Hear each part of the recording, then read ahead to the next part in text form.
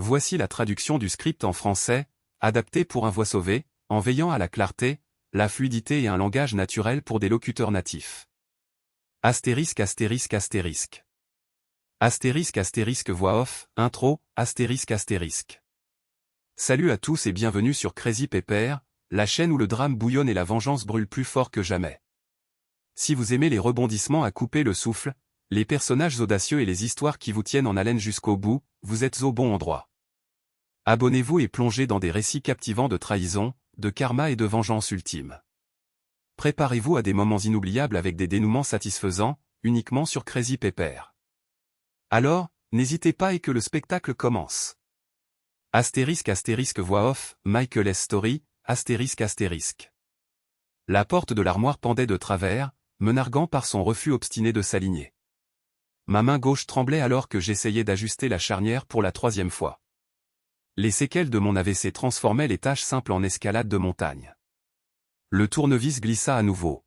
« Laisse tomber » dit Jenna derrière moi, sa voix portant cette pointe d'agacement familière.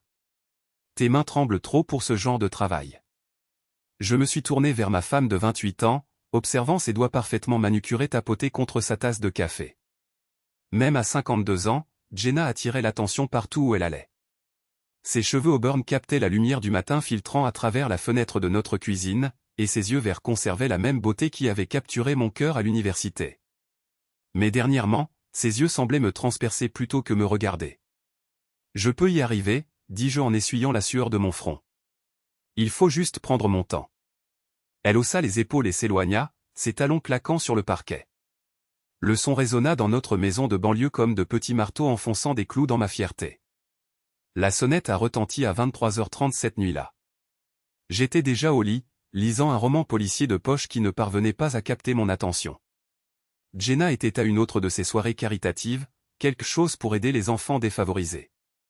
Elle assistait à ces événements 3 fois par semaine maintenant, rentrant toujours à la maison avec une odeur de vin cher et de cigarettes des autres.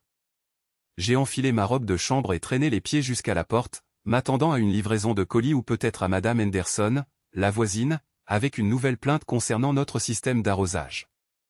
Au lieu de cela, j'ai trouvé Derek debout sur mon porche, son visage d'habitude si serein, était déformé par la panique. Derek était mon associé depuis 15 ans. Nous avions bâti Morrison et Associés à partir de rien pour en faire le cabinet d'expertise comptable le plus respecté de la ville. Il était de ma famille, plus proche que mon propre frère, qui vivait à 3 états de distance et appelait 2 fois par an. « Michael » dit-il, sa voix à peine plus qu'un murmure. « Nous devons parler, maintenant. » Je l'ai laissé entrer, remarquant à quel point ses mains tremblaient en retirant sa veste. Derek ne se laissait jamais déconcerter. Lors de notre pire crise d'audit, lorsque l'État menaçait de nous fermer pour une erreur administrative, il était resté calme comme l'eau dormante. « Qu'est-ce qui se passe » demandai-je en le conduisant au salon. Il s'est assis lourdement sur notre canapé en cuir, celui-là même que Jenna avait insisté pour acheter l'année dernière, malgré mes protestations concernant le coût. Sa mallette était posée à côté de lui comme un animal endormi. « Je ne sais pas comment te dire ça » dit-il, passant ses doigts dans ses cheveux grisonnants. « Peut-être que je ne devrais pas. Peut-être que je devrais juste prétendre ne jamais l'avoir vu. » Vu quoi? Derek ouvrit sa mallette avec des doigts tremblants et en sortit un petit enregistreur numérique. Le genre que les avocats utilisent pour les dépositions. Todd me l'a apporté hier. Il a dit qu'il voulait que j'examine certains dossiers financiers. Affirmant qu'il pourrait y avoir des anomalies dans les comptes de l'association caritative.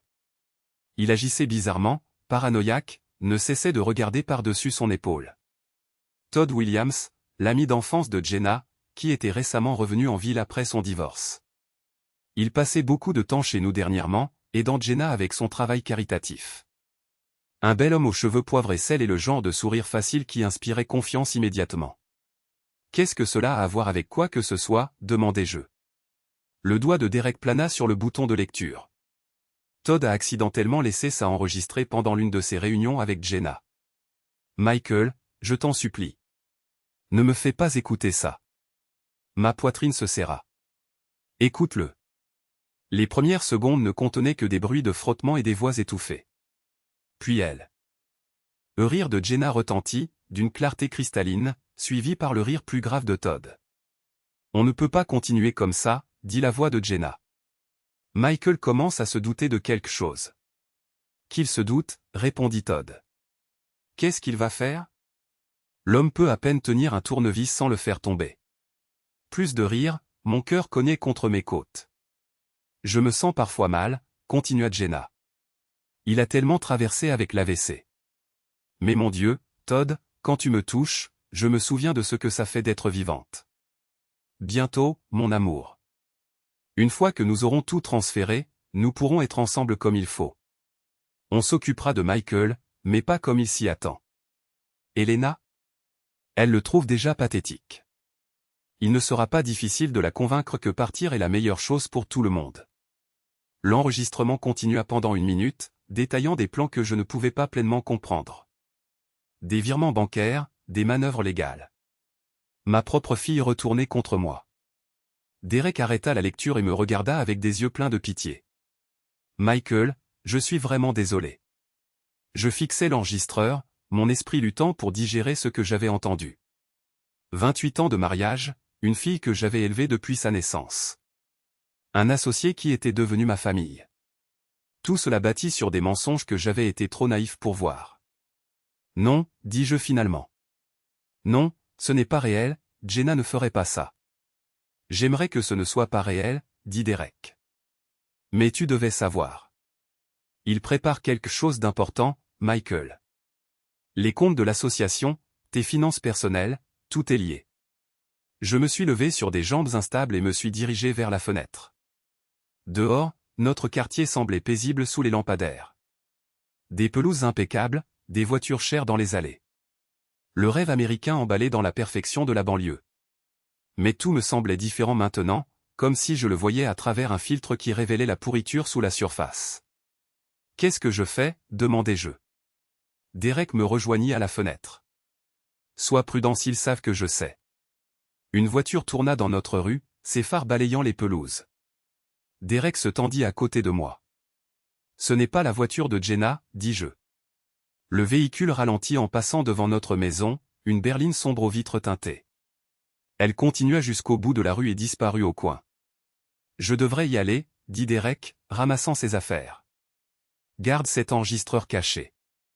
Nous trouverons notre prochaine étape demain.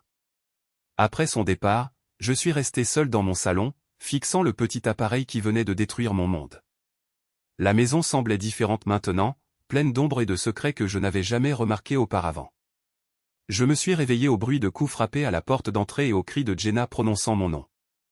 La lumière du soleil filtrait à travers les fenêtres de la chambre et mon réveil indiquait 8h47. J'étais tombé endormi sur le canapé, serrant toujours l'enregistreur de Derek. Michael, ouvre cette porte tout de suite. J'ai trébuché vers le hall d'entrée, ma jambe gauche traînant légèrement à cause de la raideur matinale qui suivait mon AVC. Par le Judas, j'ai pu voir Jenna flanquée de 2 policiers. Quand j'ai ouvert la porte, elle m'a bousculé sans un mot. Les policiers ont suivi, leurs expressions neutres, mais alertes. Madame, calmez-vous, s'il vous plaît, dit l'officier le plus âgé. Sa plaque indiquait « Sergent Patterson ».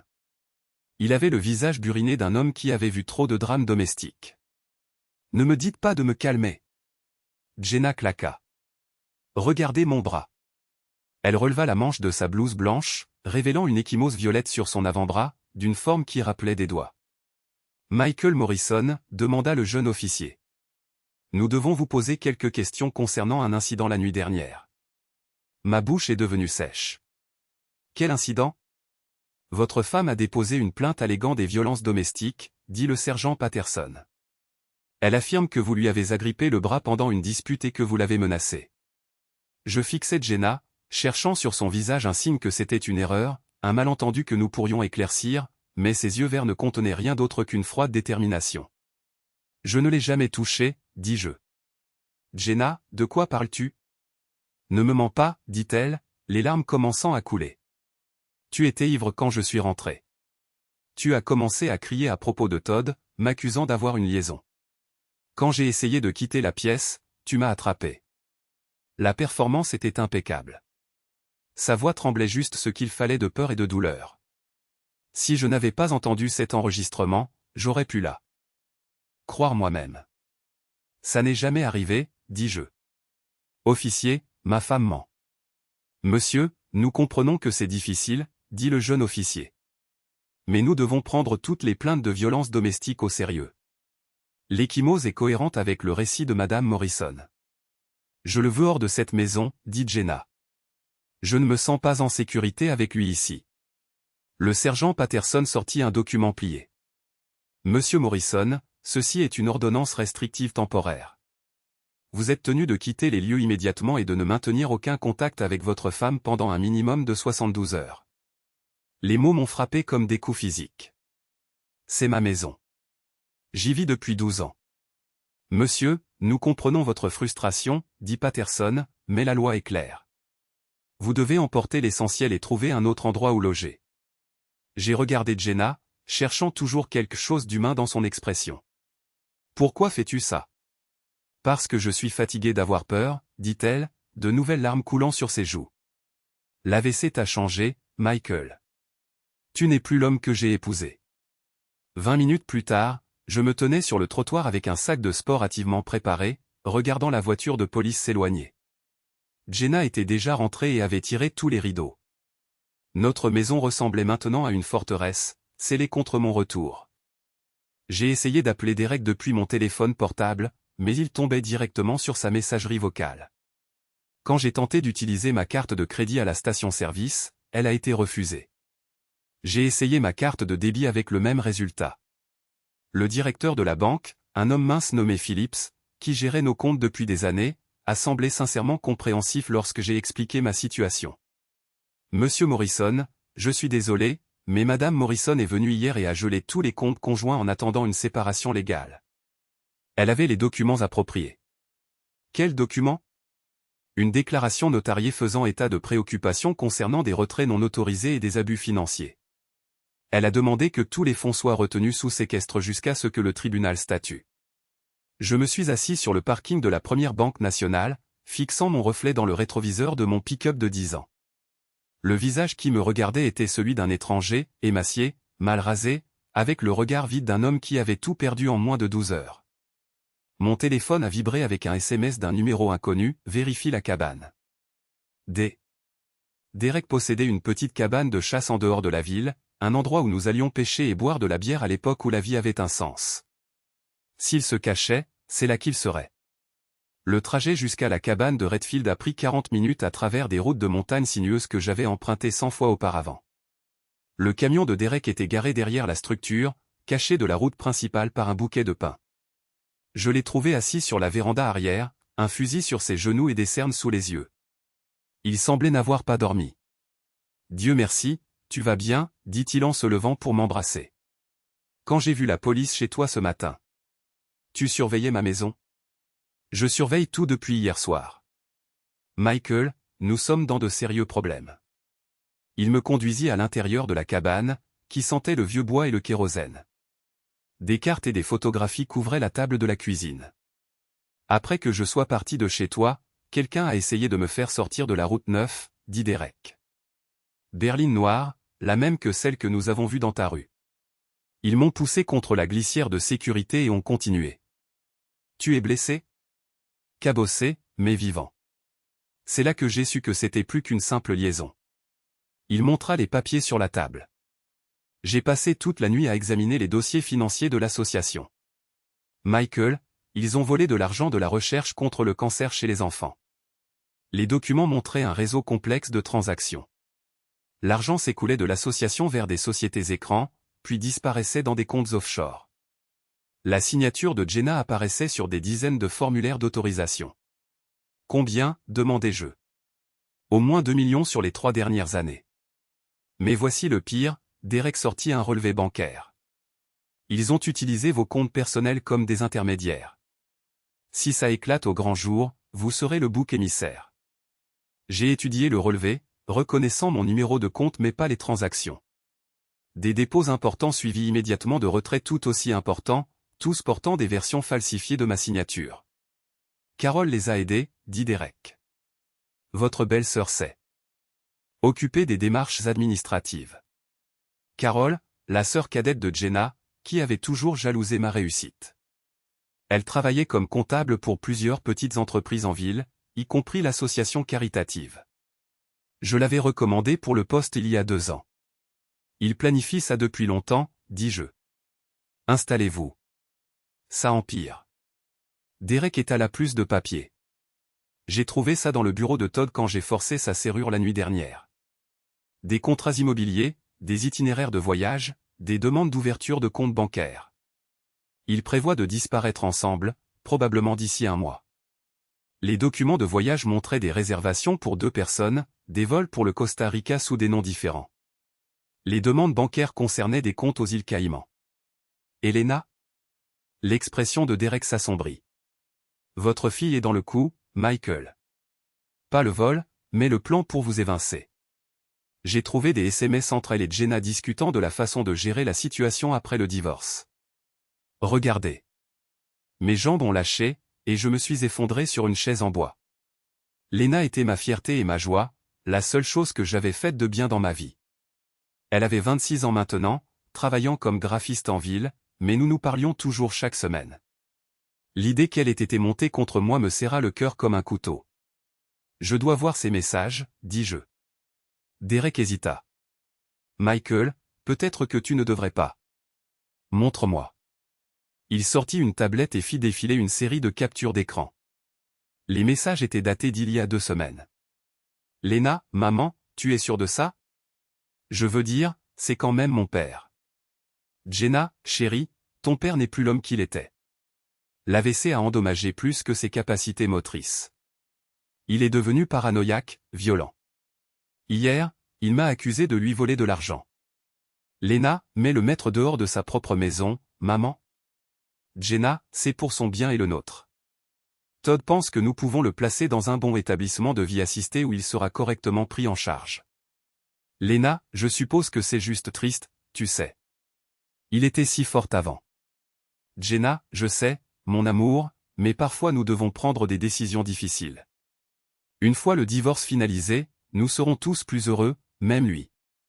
Lena, d'accord, je te fais confiance, maman. Tu sais toujours ce qui est le mieux. J'ai posé la tablette avec des mains tremblantes. Elle pense que je suis une sorte d'invalide. Ils l'ont monté contre vous depuis des mois, dit Derek, vous faisant passer pour faible, instable. C'est une guerre psychologique. Un moteur de voiture gronda au loin, se rapprochant. Derek attrapa son fusil et se déplaça vers la fenêtre. 2 véhicules, dit-il.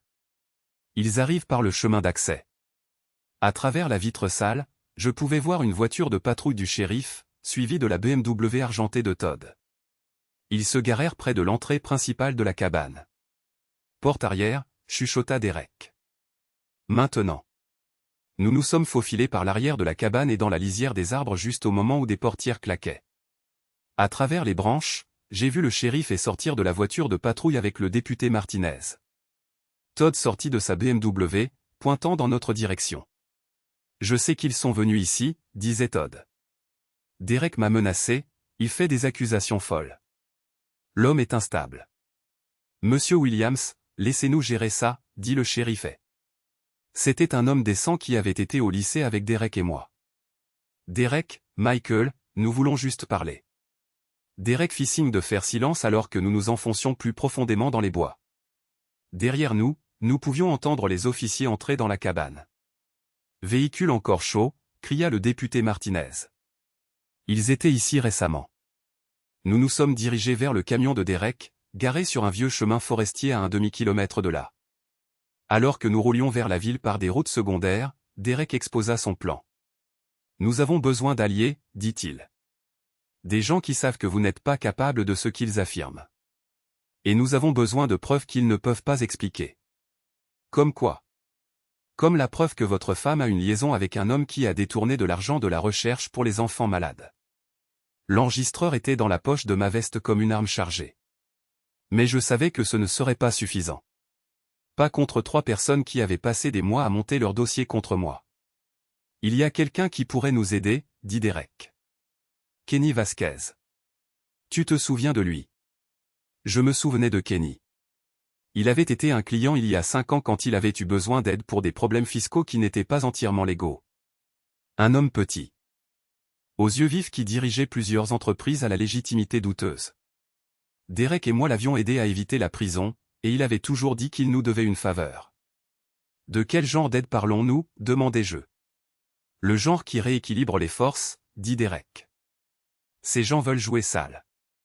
On va leur montrer ce que c'est que de jouer vraiment sale.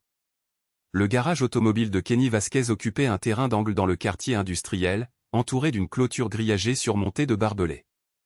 Le bâtiment semblait avoir survécu à plusieurs guerres. Ses murs en blocs de béton étaient marqués par des taches de rouille et des graffitis. À l'intérieur, l'odeur d'huile de moteur et de cigarettes flottait lourdement dans l'air. Du rock classique jouait des haut-parleurs montés près du plafond, à peine audibles par-dessus le son des outils pneumatiques et du métal qui grinçait. Kenny émergea de sous une Camaro surélevée, essuyant ses mains sur un chiffon taché d'huile. À 55 ans, il était toujours compact et nerveux, avec le genre d'énergie qui suggérait qu'il avait consommé trop de café et pas assez de sommeil. Michael Morrison, dit-il en me tendant une main grasse. Derek m'a dit que tu passerais. J'ai entendu dire que tu avais des problèmes conjugaux. Les nouvelles vont vite, dis-je. Dans cette ville? Bon sang, j'étais au courant de l'ordonnance restrictive de ta femme avant toi. Kenny nous conduisit à un petit bureau à l'arrière du garage, passant devant plusieurs hommes qui hochèrent la tête respectueusement mais ne nous regardèrent pas dans les yeux. La question est, qu'est-ce que tu comptes faire? Derek avait mis Kenny au courant de la situation de base lors d'un appel téléphonique ce matin-là.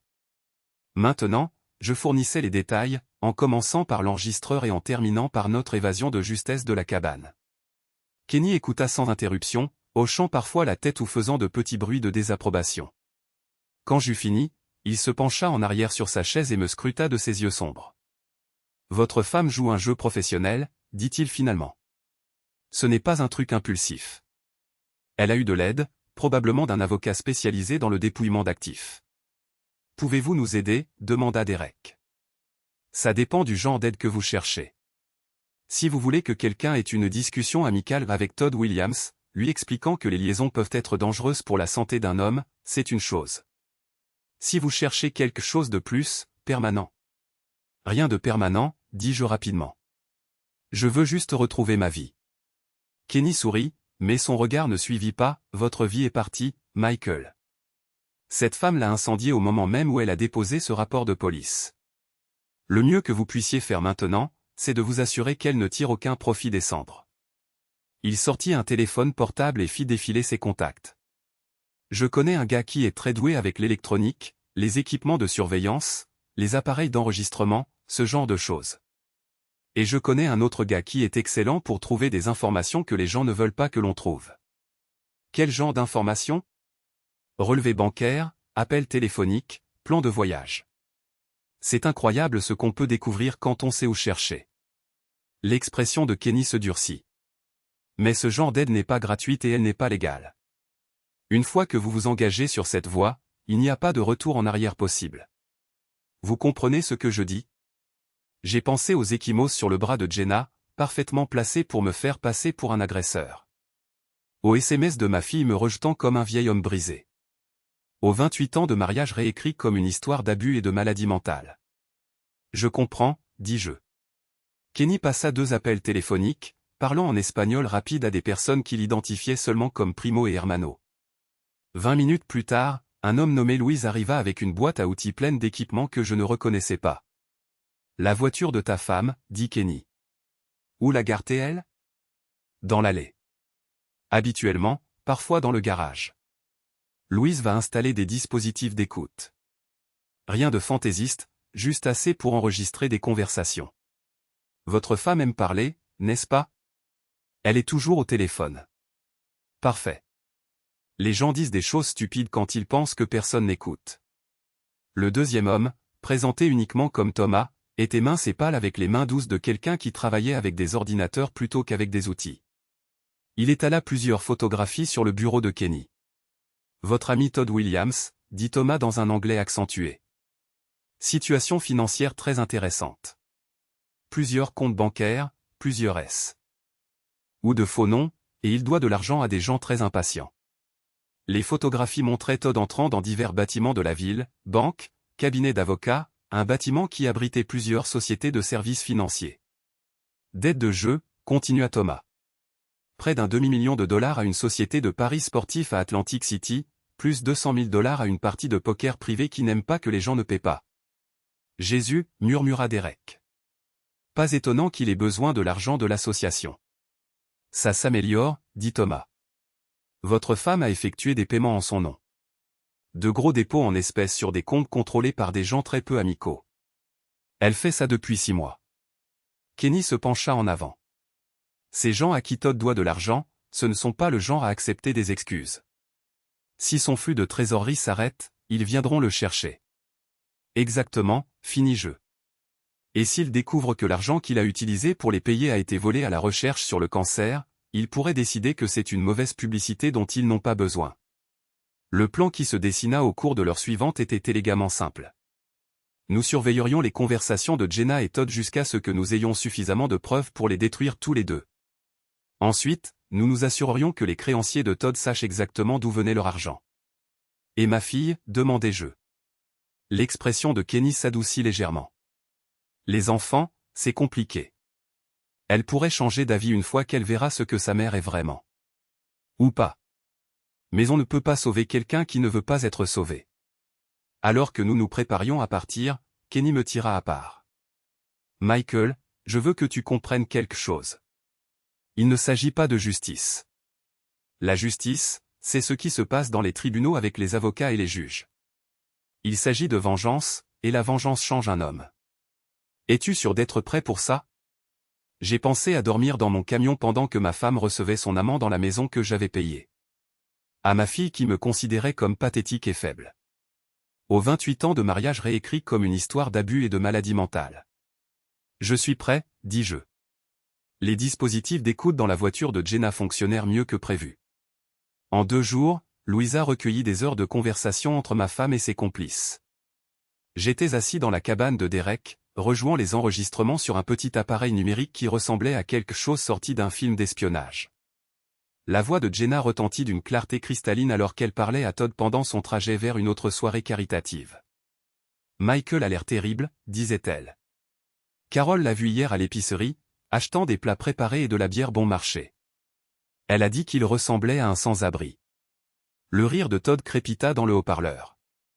Bien. Plus il aura l'air faible, plus il sera facile de le faire interner. Mon avocat dit que nous avons besoin de preuves documentées d'instabilité mentale. Quel genre de documentation? Des éclats publics? Un comportement erratique? Tout ce qui le fait paraître dangereux. Nous pourrions avoir besoin de fabriquer quelques incidents. Qu'est-ce que tu veux dire? Rien de dramatique. Peut-être qu'il se présente à ton bureau en faisant des menaces ou qu'il te suit en ville. Un comportement de harcèlement. Combiné à l'accusation de violence domestique, ça devrait être suffisant pour le faire déclarer mentalement incompétent. Mes mains se serrèrent en poing en les écoutant discuter si calmement de la destruction complète de ma vie et de ma réputation. Et Derek, demanda Jenna. Il est au courant pour nous. Derek va avoir un accident, dit Todd d'un ton neutre. Quelque chose qui semble naturel. Un homme de son âge qui travaille trop dur, boit trop. Les crises cardiaques arrivent tout le temps. J'ai arrêté l'enregistrement et appelé Derek immédiatement. Ils vont éliminer, dis-je sans préambule. Je m'en doutais, dit Derek, la voix fatiguée. C'est pourquoi je reste mobile. As-tu obtenu quelque chose d'utile? Assez pour prouver qu'il prévoit de me faire interner. Et Todd a pratiquement avoué qu'il planifiait ton élimination. Nous avons besoin de plus. Quelque chose qui les lie directement à l'argent manquant de l'association. L'enregistrement suivant nous a fourni exactement ce dont nous avions besoin. Jenna parlait à sa sœur, Carole, discutant de la logistique de leur plan d'évasion. Todd dit que nous devrions avoir assez d'argent d'ici la fin du mois, dit Jenna. Le dernier virement nous mettra à plus de 3 millions. Tu es sûr pour le Costa Rica? Demanda Carole. Ça semble terriblement loin de la civilisation. C'est le but. Pas de traité d'extradition, et Todd connaît des gens là-bas qui peuvent nous aider à établir de nouvelles identités. Nous vivrons comme des reines. Et l'enquête? Est-ce qu'ils ne vont pas découvrir où est passé l'argent? C'est la beauté de l'implication de Michael. Toutes les autorisations de transfert ont sa signature. Même si quelqu'un prouve que ce sont des faux, il agit tellement bizarrement dernièrement que les gens croiront qu'il volait pour financer une sorte de crise. Brillant. J'ai presque pitié de lui. Ne t'inquiète pas. Michael a eu 28 ans de ma vie. Il peut passer ses dernières années dans un établissement psychiatrique à réfléchir à quel point il était naïf. J'ai joué cette section 3 fois, mémorisant chaque mot. La cruauté désinvolte dans la voix de Jenna était pire que n'importe quel coup physique. Il ne s'agissait pas seulement d'argent ou même de sa liaison avec Todd. Il s'agissait d'une annihilation complète, m'effaçant de l'existence tout en profitant de ma destruction. Le dernier enregistrement était le plus accablant. Todd était au téléphone avec quelqu'un qu'il appelait Vincent, apparemment l'un de ses créanciers. « Je comprends vos préoccupations, disait Todd, mais le paiement final sera effectué d'ici 2 semaines. 500 000, comme convenu. » La voix de Vincent était à peine audible, mais son ton était incontestablement menaçant. « Todd, ça fait 2 mois que tu dis 2 semaines. Ma patience s'épuise. Je sais, mais là, c'est différent. J'ai une source garantie maintenant. De l'argent de l'association, complètement intraçable une fois que je l'ai blanchi via les comptes offshore. De l'argent de l'association? Todd, s'il te plaît, dis-moi que tu ne voles pas aux enfants. Quelle différence ça fait d'où ça vient? Tu seras payé. C'est tout ce qui compte. Ça fait une grande différence pour moi. Les dettes de jeu, c'est une chose, mais voler des enfants malades, ça attire une attention dont je n'ai pas besoin. Vincent, écoute. Non, c'est toi qui écoutes. Tu as 1 semaine pour te montrer à la hauteur, ou nous aurons une conversation très différente. Et si je découvre que tu as utilisé de l'argent sale pour me mener en bateau, eh bien, disons que tu n'aimeras pas la fin. La ligne se coupa, laissant Todd jurer en arrière-plan. J'ai souri pour la première fois depuis des jours. La propre cupidité de Todd nous avait donné l'arme dont nous avions besoin. Tout ce que nous avions à faire, c'était de nous assurer que Vincent et ses associés apprennent la vérité sur leur argent. L'enveloppe arriva à la cabane de Derek par coursier, sans adresse de retour et avec des instructions de l'ouvrir immédiatement. À l'intérieur se trouvait une feuille de papier et une petite clé. Le papier contenait une adresse et une heure, box de rangement 47, Hillside Mini Storage, 15 heures aujourd'hui. Viens seul. Derek examina la clé, qui portait le logo du centre de stockage. Ça doit venir de Todd ou Jenna. C'est évidemment un piège.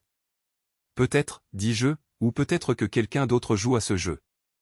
Nous avons décidé de tenter le coup, Derek assurant une surveillance à distance pendant que j'approchais du box. Hillside Mini Storage se trouvait à la périphérie de la ville, un ensemble de bâtiments métalliques entourés de hautes clôtures et de caméras de sécurité. L'unité 47 était dans la rangée arrière, isolée des bâtiments principaux. J'ai utilisé la clé pour ouvrir le cadenas et j'ai relevé la porte métallique. À l'intérieur, des cartons et des classeurs tapissaient les murs. Un bureau se trouvait au centre de l'espace avec une seule enveloppe en manille placée bien en évidence sur sa surface. J'ai ouvert l'enveloppe et en est sorti une pile de documents qui me glaça le sang, certificat de naissance, dossiers médicaux, résultats de tests ADN. Le certificat de naissance de Lena indiquait « père inconnu ». Le dossier médical montrait que Jenna avait été traitée pour des complications de grossesse en 1998, 2 mois avant de me dire qu'elle était enceinte.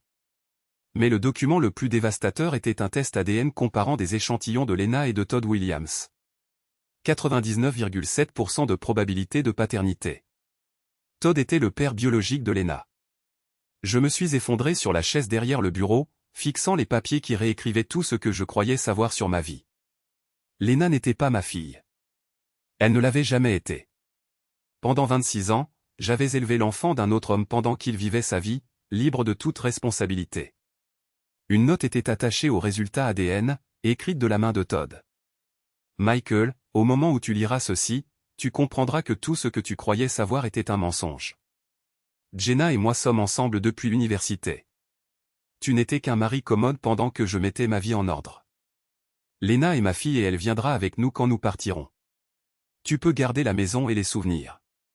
Considérez ça comme une compensation pour service rendu. Au bas de la note, de l'écriture de Jenna. Tu ne t'es jamais douté de rien parce que tu n'as jamais pris la peine de regarder. Lena a les yeux de Todd, son rire, même son talent artistique. Mais tu étais si désespéré de jouer au père que tu as vu ce que tu voulais voir. Pathétique. Je suis resté dans ce box de stockage pendant 1 heure, lisant et relisant les documents. Tout avait un sens maintenant.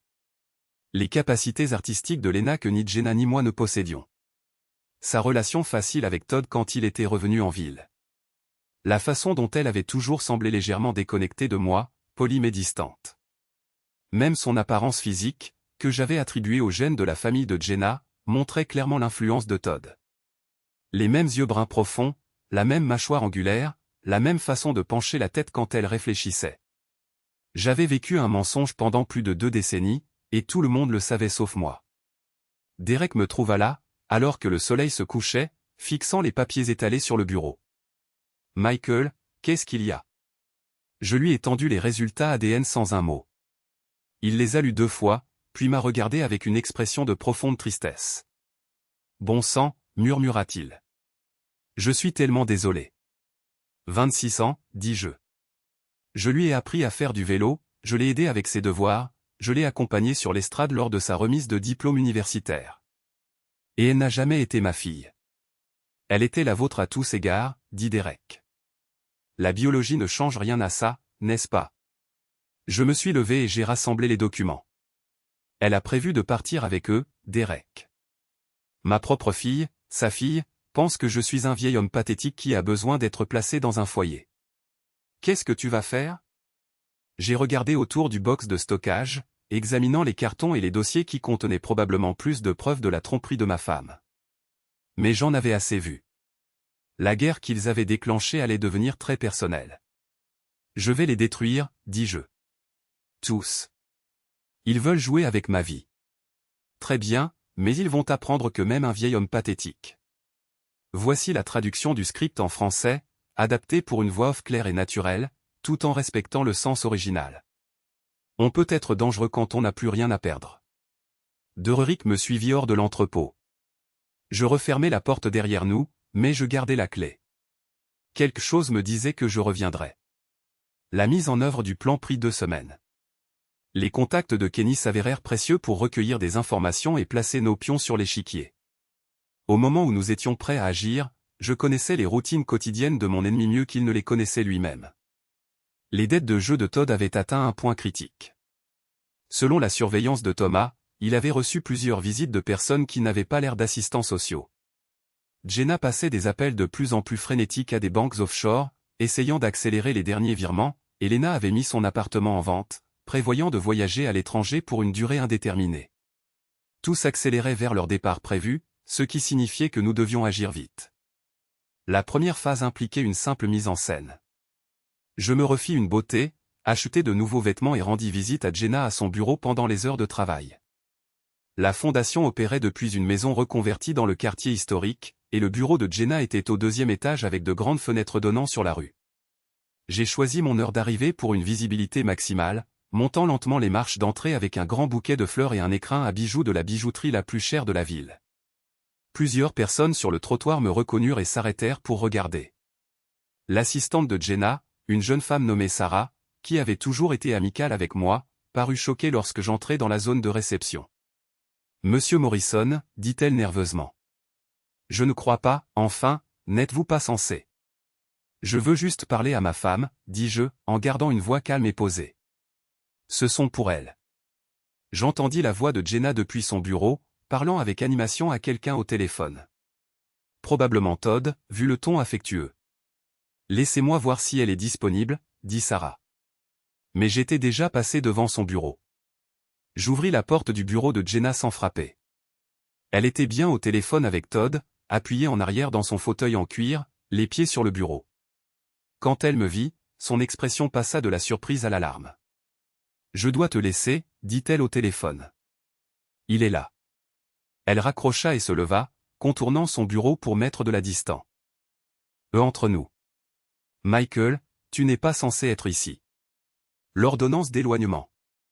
Je t'ai apporté des fleurs, dis-je, déposant le bouquet sur son bureau.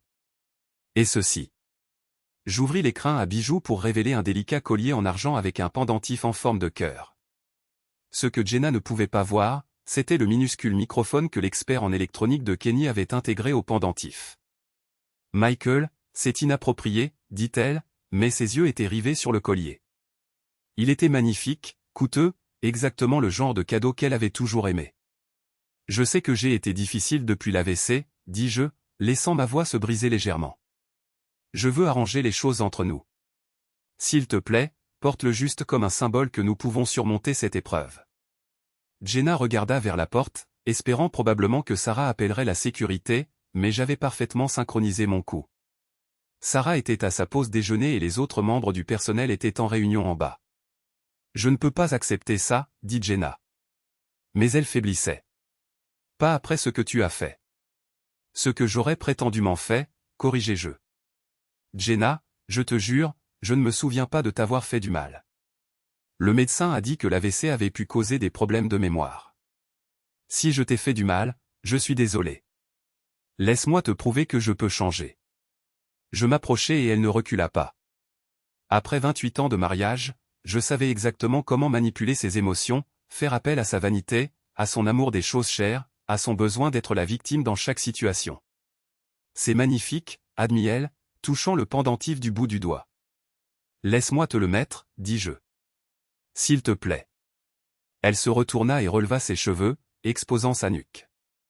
J'attachai le collier avec des mains qui tremblaient à peine, surpris de la facilité avec laquelle cela se déroulait. Même en sachant ce qu'elle était, une partie de moi réagissait encore à sa proximité, à son parfum familier, à la courbe de son épaule. Voilà, dis-je, reculant. Parfait. Elle se retourna pour me faire face, touchant de nouveau le pendentif. Michael, j'apprécie le geste, mais cela ne change rien.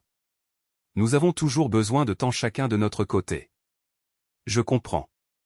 Je loge dans un motel de l'autre côté de la ville, te laissant de l'espace pour réfléchir. Mais je veux que tu saches que je t'aime, Jenna. Quoi qu'il cloche entre nous, nous pouvons le réparer. Je partis avant qu'elle ne puisse répondre, descendant lentement les escaliers et sortant dans la rue. Plusieurs personnes avaient été témoins de ma visite, y compris Madame Patterson de la fleuriste et le juge Hendricks, qui faisait entretenir sa voiture de l'autre côté de la rue. Pour eux, j'avais l'air d'un homme essayant de se réconcilier avec sa femme après une dispute conjugale. Contrit, désolé, porteur de cadeaux. C'était exactement l'image que je voulais projeter. La phase 2 commença ce soir-là. Le microphone dans le collier de Jenna transmettait à un récepteur dans le camion de Dererick, garé à un demi-pâté de maison de sa maison.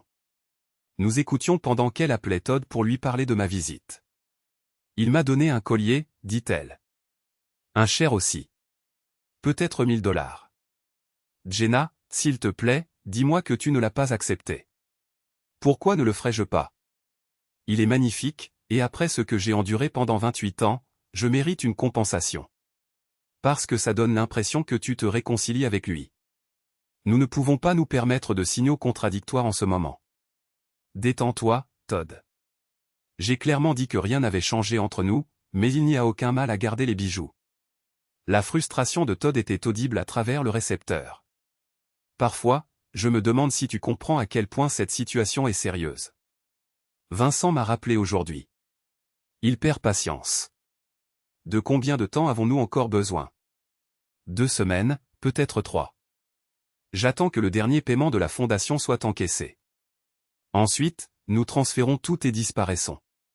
Mais si Michael fait quoi que ce soit pour compliquer le calendrier, il ne le fera pas. Cet homme peut à peine lasser ses chaussures sans aide. Tu l'as vu au bureau aujourd'hui, tout penaud et pathétique. Il est brisé, Todd. Nous l'avons brisé. J'espère que tu as raison, car si ça tourne mal, nous allons tous en prison, ou pire dans mon cas. La conversation continua pendant encore 20 minutes, couvrant des détails de leur plan d'évasion qui s'avéreraient précieux plus tard. Mais la partie la plus importante avait déjà été capturée, Jenna admettant qu'il m'avait brisé, impliquant une manipulation psychologique délibérée. Combiné aux enregistrements antérieurs concernant le vol de la fondation et les dettes de jeu de Todd, nous avions maintenant suffisamment de preuves pour les anéantir. Mais les preuves seules ne suffiraient pas. Je voulais qu'il souffre comme il m'avait fait souffrir. Je voulais qu'il sache ce que ça faisait de tout perdre. La lettre arriva au bureau de Jenna 3 jours plus tard, livrée par un coursier qui disparut avant que quiconque ne puisse poser de questions.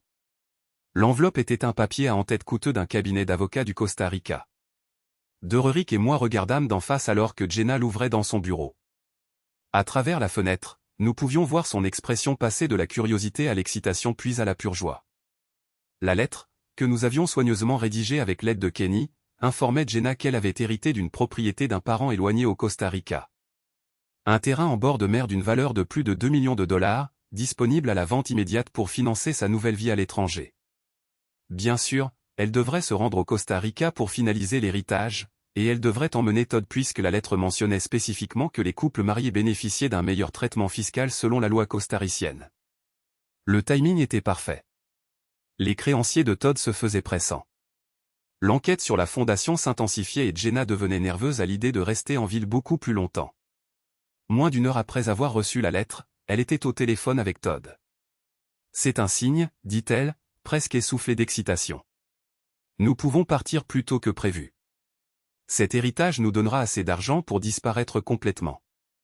Jenna, ça me semble trop opportun. Es-tu sûr que c'est légitime? J'ai demandé à Sarah de faire des recherches sur le cabinet d'avocats. Ils sont réels. Établi en 1987 avec des bureaux à San José et Miami, et l'héritage a du sens. Ma grand-tante Elena a déménagé au Costa Rica dans les années 1960. Je me suis toujours demandé ce qui lui était arrivé. Le scepticisme de Todd était compréhensible, mais son désespoir l'emporta. Quand devons-nous partir? Dès que possible. L'avocat dit que si nous ne réclamons pas l'héritage dans les 30 jours, il revient au gouvernement costaricien. Elena? Elle pourra nous rejoindre là-bas après que nous soyons installés. Je lui dirai que c'est un voyage d'affaires, que nous cherchons des emplacements pour l'expansion internationale de la fondation. L'hameçon était planté. Maintenant, il ne nous restait plus qu'à les ferrer. La phase suivante exigeait une coordination minutieuse. Kenny arrangea une offre d'emploi urgente pour Lena de la part d'une entreprise de design graphique à Los Angeles, une entreprise légitime dirigée par l'un des cousins de Kenny, lui offrant exactement le genre de travail qu'elle avait toujours désiré. Le piège était qu'elle devait commencer immédiatement, s'envolant le même jour que sa mère et Todd devaient partir pour le Costa Rica. C'est comme si l'univers s'alignait, dit Jenna à Todd lors d'une conversation que nous avons enregistrée ce soir-là. Lena sera en sécurité en Californie pendant que nous nous occuperons de l'héritage. Au moment où elle réalisera que nous ne reviendrons pas, elle sera bien installée dans sa nouvelle vie. Tu es sûr qu'elle n'essaiera pas de contacter Michael? Pourquoi ferait-elle ça? Elle pense qu'il est mentalement instable. Je la préparais depuis des mois à accepter qu'il avait besoin de soins professionnels. La dernière pièce du piège impliquait la disparition apparente de Derrick. Nous avons mis en scène un cambriolage à son appartement, le faisant passer pour un enlèvement ou un meurtre. Son camion fut retrouvé abandonné près de la rivière avec des signes de lutte. Lorsque la police interrogea Jenna sur la disparition de Derrick, elle exprima une préoccupation appropriée tout en célébrant secrètement. Avec Derrick disparu, le dernier témoin de leur crime avait été éliminé. Ce qu'elle ne savait pas, c'est que Derrick était caché en sécurité dans la cabane de Kenny, surveillant toute leur communication et se préparant pour l'acte final. 3 jours avant leur départ prévu, je passais à l'action. Je me présentai à la maison de Jenna au coucher du soleil, l'air hagard et désespéré. Plusieurs voisins me virent frapper à la porte à grands coups, criant son nom. Quand elle finit par ouvrir, je la dépassai et pénétrai dans le salon. « Où est-il » demandai-je, assez fort pour que les voisins l'entendent. « Michael, tu n'es pas censé être ici. J'appelle la police. Derrick a disparu. Je sais que toi et Todd lui avez fait quelque chose. Tu redeviens paranoïaque. Derrick est probablement juste parti à la pêche. Son camion a été retrouvé près de la rivière, Jenna. Il y avait du sang sur le volant. Je lui saisis les épaules, pas assez fort pour la blesser, mais assez fermement pour laisser des marques. Dis-moi ce que tu lui as fait. Lâche-moi. Cria-t-elle. À l'aide. Quelqu'un, aidez-moi. Madame Henderson d'accent grave côté arriva en courant avec 2 autres voisins. Ils me trouvèrent debout devant Jenna, qui était recroquevillée sur le sol dans une parfaite interprétation de la terreur. Il a perdu la tête, sanglota-t-elle. Il pense que j'ai tué Derrick. Il va me faire du mal. Les voisins me retinrent pendant que Jenna appelait le 911. En quelques minutes, la police arriva et m'arrêta pour violation de l'ordonnance d'éloignement et comportement menaçant. Alors qu'il me mettait à l'arrière de la voiture de patrouille, je croisai le regard de Jenna à travers la vitre. Elle sourit, pensant qu'elle avait gagné. Elle n'avait aucune idée de ce qui l'attendait. Je passai 2 jours en prison du comté, exactement comme prévu. L'arrestation donna à Jenna et Todd la confiance que je n'étais plus une menace, leur permettant de finaliser leurs préparatifs sans inquiétude. Kenny paya ma caution le jeudi matin, et je sortis de prison pour trouver un message en attente sur mon téléphone. Lena avait appelé, pleurant pour me dire qu'elle partait pour Los Angeles. « Papa, je suis désolé », disait son message vocal. « Je sais que c'est un mauvais moment avec tout ce qui se passe, mais cette opportunité d'emploi est trop belle pour la laisser passer. Maman dit que tu reçois l'aide dont tu as besoin, et peut-être qu'un peu de temps séparé nous fera du bien à tous. » Même en connaissant la vérité sur sa filiation, entendre sa voix brisa quelque chose en moi. Pendant 26 ans, elle avait été ma fille de toutes les manières qui comptaient. Maintenant, elle s'éloignait, croyant que j'étais un vieil homme dangereux qu'il fallait enfermer. Mais il n'y avait pas de temps pour l'apitoiement. Todd et Jenna devaient prendre leur vol le samedi matin, et nous avions une dernière carte à jouer. Le vendredi après-midi, je me rendis à l'adresse que Kenny m'avait donnée. C'était un entrepôt dans le quartier industriel, le genre d'endroit où l'on mène des affaires qu'on ne veut pas voir. À l'intérieur, je trouvais Vincent Torino qui m'attendait avec 2 associés. Vincent était exactement ce que j'avais imaginé d'après sa voix sur les enregistrements, un homme bien habillé d'une 50aine d'années, avec cette menace silencieuse née d'années à faire respecter les dettes par la violence. « Monsieur Morrison, dit-il, me tendant la main. Kenny me dit que vous avez des informations sur Todd Williams. » Je lui tendis un dossier contenant des copies de toutes nos preuves, relevés bancaires montrant le vol de la fondation, enregistrement de Todd discutant de ses dettes de jeu, documentation des virements d'argent à l'organisation de Vincent. Vincent étudia les papiers attentivement, son expression s'assombrissant à chaque page. « Ce fils de me paie avec de l'argent volé à la fondation, dit-il finalement. De l'argent destiné à des enfants mourants, et ce, depuis plus de 6 mois. Je confirmai, il vous doit près d'un demi-million, et chaque centime provient des fonds de recherche sur le cancer. » L'un des associés de Vincent, un homme massif aux jointures cicatrisées, fit craquer ses doigts. « Patron, c'est mauvais pour les affaires. Si le mot circule que nous avons pris de l'argent du sang d'enfant. Je sais exactement ce que cela signifie, claqua Vincent. Puis, s'adressant à moi, que voulez-vous en échange de ces informations? La justice, dis-je. Todd Williams a détruit ma vie, m'a volé ma femme, a dressé ma fille contre moi. Il prévoit de disparaître demain matin, probablement au Costa Rica. Je veux qu'il paie pour ce qu'il a fait. Vincent sourit, et ce fut l'expression la plus effrayante que j'ai jamais vue. Monsieur Morrison, vous pouvez considérer sa dette comme collectée, avec les intérêts. Le samedi matin arriva, gris et froid, avec la promesse de pluie. Dererick et moi nous positionnâmes à l'aéroport, observant Todd et Jenna enregistrer leur vol pour Miami, où ils auraient une correspondance vers le Costa Rica. Ils semblaient heureux, excités à l'idée de leur nouvelle vie ensemble. Jenna portait le collier que je lui avais donné, celui avec le microphone caché qui avait capturé tant de conversations incriminantes. Ils passèrent la sécurité et étaient assis à leur porte d'embarquement quand les hommes de Vincent les trouvèrent. L'affrontement fut bref et professionnel. 2 hommes en costume coûteux approchèrent Todd alors qu'il achetait un café. Ils lui montrèrent quelque chose, probablement une photographie, et il pâlit. Jenna, assise à proximité, ne remarqua rien jusqu'à ce que Todd revienne à son siège avec un air malade. « Qu'est-ce qui ne va pas ?» l'entendîmes-nous demander via le microphone. « Nous devons partir, dit Todd. Tout de suite. »« De quoi parles-tu ? » ?»« Notre vol embarque dans 20 minutes. »« Jenna, nous devons quitter l'aéroport. Il y a des gens ici qui veulent me faire du mal. » Mais il est trop tard. La sécurité de l'aéroport, agissant sur un tuyau anonyme concernant des passagers suspects, s'approcha de leur porte. Ils avaient reçu des informations selon lesquelles Todd Williams voyageait avec des documents falsifiés et que Jenna Morrison était recherchée pour interrogatoire dans une affaire de détournement de fonds d'une fondation. Les arrestations furent rapides et efficaces. Todd tenta de s'enfuir mais fut plaqué au sol par 2 agents de sécurité. Jenna cria au sujet de ses droits et exigea d'appeler son avocat, mais les menottes lui furent passées quand même. Alors qu'ils étaient emmenés, le collier de Jenna tomba au sol et se brisa. Le minuscule microphone se dispersa sur le carrelage du terminal comme une promesse brisée. La couverture médiatique fut vaste et brutale. Une fondation locale détourne des millions, fit la première page du journal pendant 3 jours consécutifs. Les équipes de télévision campaient devant le palais de justice, interviewant toutes les personnes liées à l'affaire. Les dettes de jeu de Todd devinrent de notoriété publique, ainsi que ses liens avec des figures du crime organisé. La liaison de Jenna et le plan élaboré pour me piéger pour leur crime dominèrent le cycle de l'information locale. Mais la révélation la plus dévastatrice vint de la preuve ADN que j'avais fournie anonymement au bureau du procureur.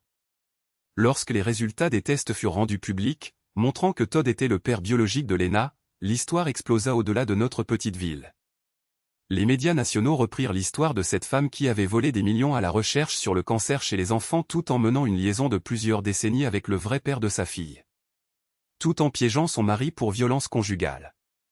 Je regardais tout cela se dérouler depuis la cabane de Dererick, me sentant étrangement vide. Mes ennemis étaient anéantis, leur réputation en ruine, leur liberté perdue. Mais la victoire semblait creuse. Lena m'appela le mardi, sanglotant hystériquement. « Papa, je suis tellement désolée, dit-elle. Je ne savais pas. J'ai cru tout ce que maman me disait, que tu étais malade, que tu avais besoin d'aide. Je pensais que je te protégeais. Ce n'est pas ta faute, dis-je, bien que les mots semblaient de verre dans ma gorge. Ta mère est très convaincante. Le test ADN. C'est vrai? Todd est-il vraiment mon père biologique? Je fermais les yeux, me souvenant de 26 ans d'histoire au coucher, de genoux écorchés, de récitals de piano et de cérémonies de remise de diplôme. La biologie n'a pas d'importance, Lena. Tu es ma fille. Tu seras toujours ma fille. Mais même en prononçant ces mots, je savais qu'ils n'étaient pas entièrement vrais. La connaissance de sa filiation avait changé quelque chose de fondamental entre nous, créant une distance qui ne pourrait peut-être jamais être comblée. Les procès pénaux durèrent 8 mois. Todd plaida coupable de détournement de fonds et de blanchiment d'argent en échange d'une peine réduite de 12 ans de prison fédérale. Jenna contesta les accusations, mais fut condamnée sur tous les chefs d'accusation, recevant 15 ans. Carol, ma belle-sœur, fut condamnée à 5 ans pour son rôle dans la falsification de documents et le blanchiment d'argent. Vincent Torino ne fut jamais inculpé de quoi que ce soit, bien que Todd subit plusieurs accidents durant sa première année de prison qui le laissèrent avec des blessures permanentes. Les actifs de la fondation furent gelés en attendant l'enquête, mais la majeure partie de l'argent volé ne fut jamais retrouvée. Les enfants et les familles qui dépendaient de ces fonds souffrirent tandis que les avocats se battaient pour les miettes restantes. J'ai témoigné aux 2 procès, jouant le rôle du mari lésé en quête de justice. Les procureurs me dépeignirent comme une victime, un homme loyal trahi par les siens. Les avocats de la défense tentèrent de suggérer que j'étais un témoin peu fiable, affaibli par mon AVC et amer de mon mariage raté. Mais les enregistrements furent dévastateurs. Entendre la voix de Jenna me décrivant comme pathétique et brisée, tout en détaillant des plans pour me faire interner, créa une réaction viscérale dans la salle d'audience. Plusieurs jurés étaient visiblement en colère au moment où l'accusation termina de présenter ses preuves. Pendant le procès de Jenna, elle monta à la barre pour sa propre défense. Elle portait une simple robe bleue et peu de maquillage, essayant de projeter l'innocence et la vulnérabilité. Mais lorsque le procureur diffusa l'enregistrement où elle riait de mes mains tremblantes, quelque chose dans sa façade se fissura. « Vous avez aimé humilier votre mari, n'est-ce pas » demanda le procureur. « Non, ce n'est pas. Nous étions juste frustrés. Michael était devenu difficile à vivre. Assez difficile pour justifier le vol de millions de dollars à des enfants atteints de cancer? Ce n'était pas mon idée. Todd m'a convaincu. Mais vous avez participé volontairement. Vous avez falsifié des documents, transféré de l'argent et aidé à planifier la destruction psychologique de votre mari, tout en maintenant le prétexte d'une épouse aimante. Le sang-froid de Jenna finit par se briser. Vous ne comprenez pas ce que c'était. 28 ans marié à un homme qui n'a jamais été assez bien pour moi. Je méritais mieux que Michael Morrison. Je méritais le bonheur. La salle d'audience tomba silencieuse. Même son propre avocat de la défense sembla stupéfait par l'aveu.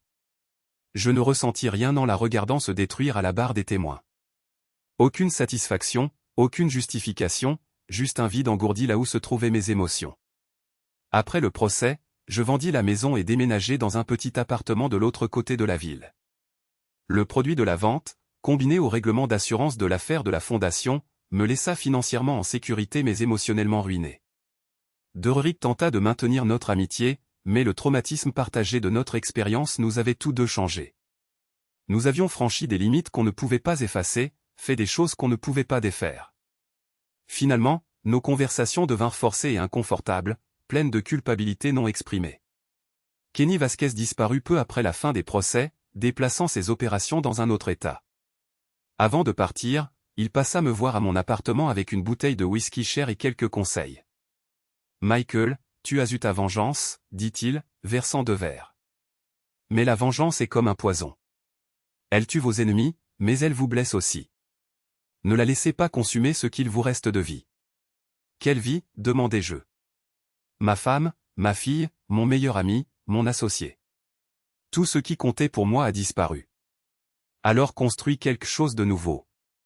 Tu as 58 ans, tu n'es pas mort. Trouve une raison de continuer qui n'implique pas la haine des autres. » Après son départ, je restais seul dans mon appartement, buvant son whisky et pensant à l'homme que j'avais été. Avant l'AVC, avant la trahison, avant d'apprendre que l'amour et la loyauté n'étaient que des mots utilisés par les gens pour se manipuler mutuellement, cet homme avait disparu, remplacé par quelqu'un de plus dur, plus froid, plus calculateur. Quelqu'un qui pouvait orchestrer la destruction de 3 vies sans perdre le sommeil. Je n'étais pas sûr si c'était une bonne ou une mauvaise chose, mais c'était la vérité. 6 mois après la fin des procès, je reçus une lettre de Lena. Elle était toujours à Los Angeles, travaillant pour l'entreprise de design qui l'avait embauchée. L'offre d'emploi, elle le savait maintenant, avait été arrangée par Kenny dans le cadre de notre plan pour la séparer de sa mère et de Todd. « Papa » commença la lettre, et je sentis un pincement au cœur à ce mot. J'ai beaucoup réfléchi à tout ce qui s'est passé, essayant de comprendre comment notre famille s'était si complètement désintégrée. Je sais que tu as orchestré une partie de ce qui est arrivé à maman et Todd. L'offre d'emploi, le timing de tout, c'était trop opportun pour être une coïncidence. Et je sais que tu l'as fait pour me protéger, pour me soustraire à leur plan avant qu'ils ne me détruisent aussi. Je t'en suis reconnaissante. Mais je suis aussi terrifié par ce que tu es devenu dans ce processus. Le père dont je me souviens était gentil, doux, quelqu'un qui ne ferait pas de mal à une mouche. L'homme qui a détruit maman et Todd est quelqu'un que je ne reconnais pas. Je ne sais pas si nous pouvons encore avoir une relation, papa. Chaque fois que je pense à t'appeler, je me souviens que toute ma vie était bâtie sur des mensonges. Tu n'es pas mon père biologique, mais tu m'as élevé. Maman n'était pas la personne que je pensais qu'elle était, mais elle reste ma mère. Todd est un criminel et un menteur, mais son ADN coule dans mes veines. Je vois un thérapeute, essayant de digérer tout cela. Elle dit que je dois faire la paix avec mon passé avant de pouvoir avancer. Mais je ne sais pas comment faire la paix avec quelque chose d'aussi brisé. Je t'aime, papa. Je t'aimerai toujours. Mais j'ai besoin de temps pour découvrir qui je suis maintenant. Pour tout ce que je croyais sur ma famille, qui était un mensonge. Peut-être qu'un jour nous pourrons construire quelque chose de nouveau ensemble. Mais pour l'instant, j'ai besoin de distance de tout ça. De maman, de Todd, et oui, de toi aussi. S'il te plaît, n'essaie pas de me contacter. Quand je serai prête, je te contacterai. Ta fille, parce que c'est ce que je choisis d'être, indépendamment de la biologie. Lena. Je lus la lettre 20 fois avant de la plier soigneusement et de la ranger dans le tiroir de mon bureau. Elle avait raison, bien sûr. J'étais devenu quelqu'un d'autre, quelqu'un capable d'une cruauté que je n'avais jamais imaginée auparavant. Mais j'étais aussi devant. Quelqu'un à qui on ne pouvait plus mentir, manipuler ou trahir. Il y avait une valeur dans cette transformation, même si elle était au prix d'un coût terrible.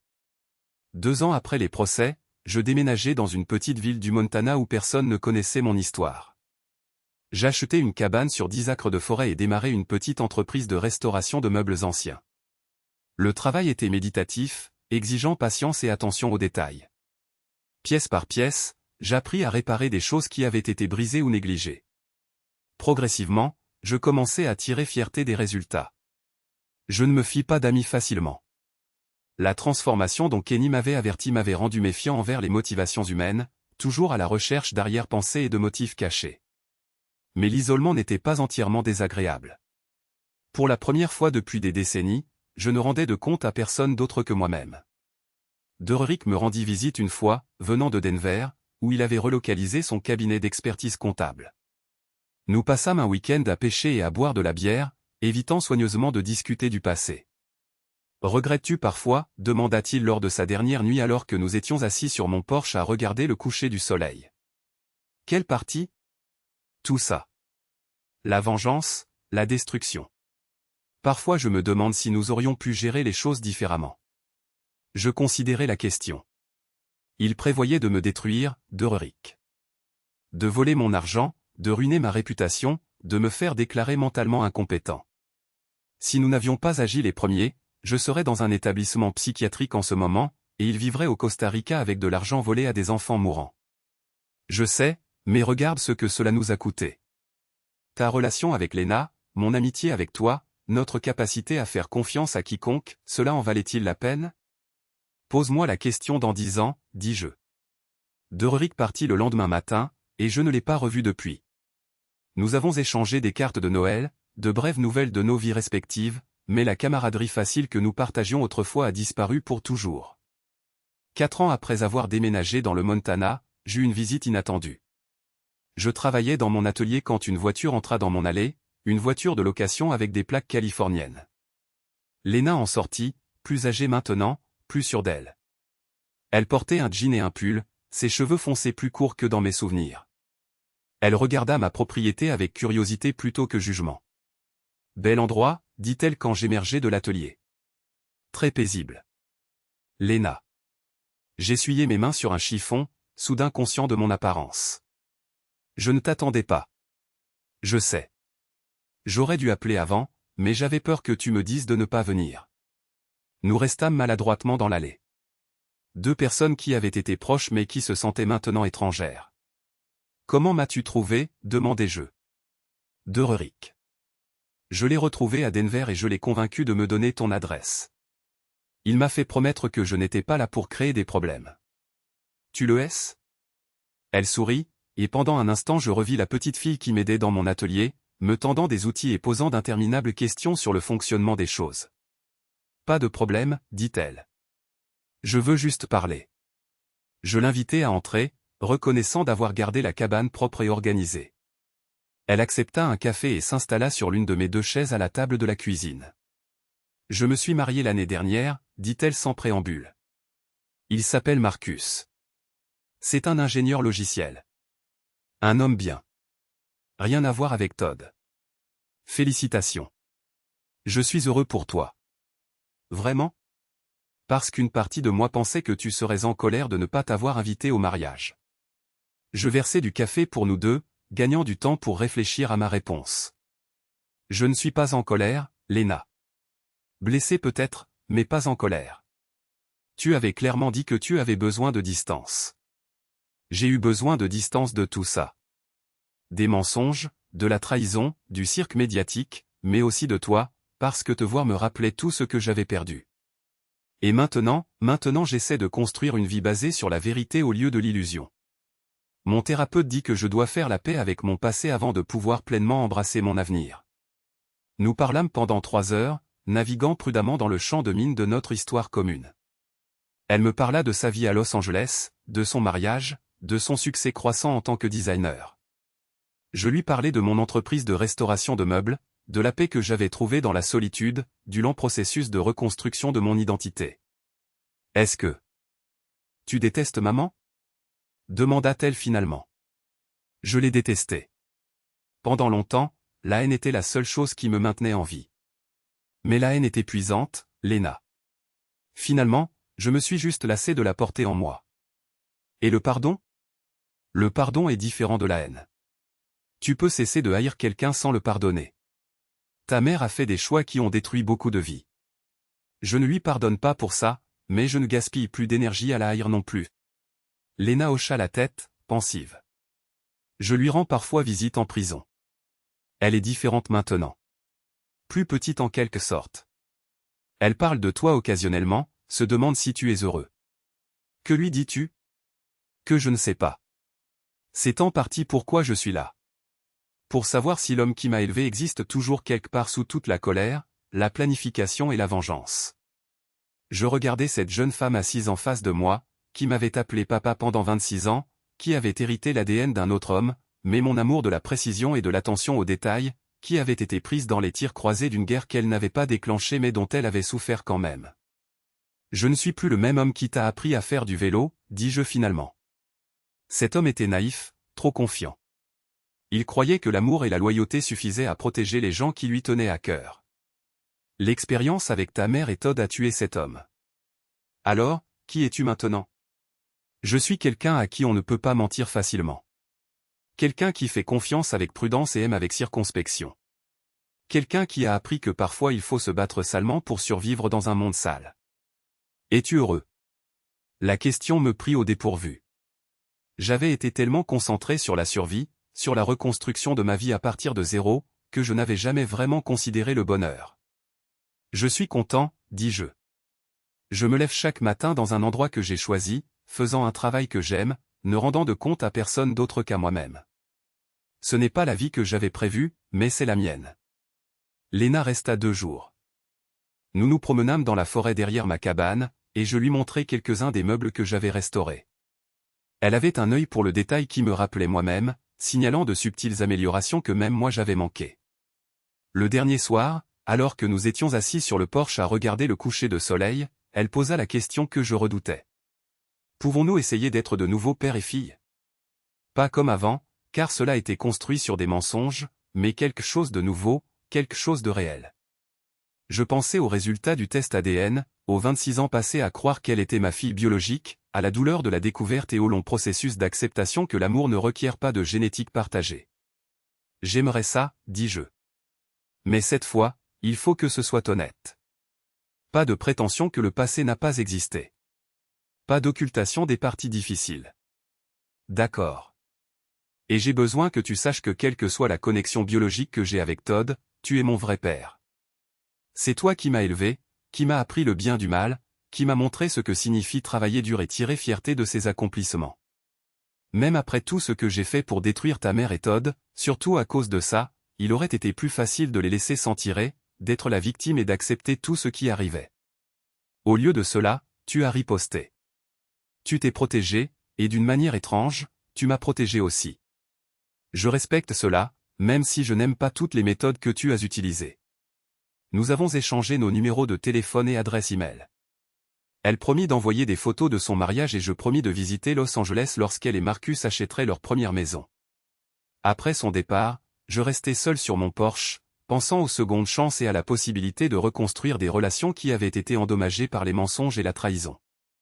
Pour la première fois depuis des années, l'avenir semblait être quelque chose qui valait la peine d'être considéré.